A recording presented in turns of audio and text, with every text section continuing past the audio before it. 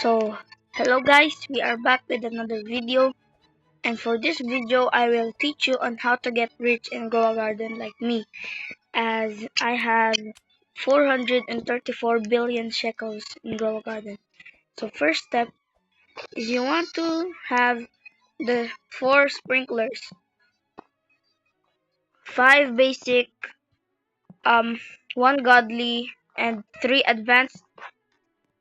I currently don't have a master sprinkler with me yet, so if you have a master sprinkler, then it's better to do.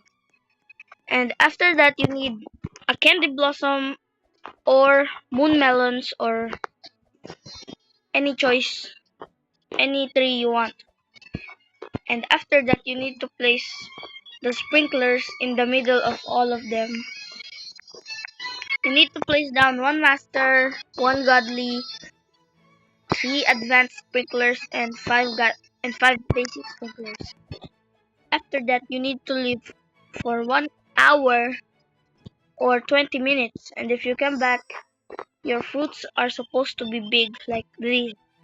And if you want, you can also wait for them to get mutations by using the favorite tool. Wait for them to get like celestial, shock, frozen, etc. And then after that, you're gonna be rich.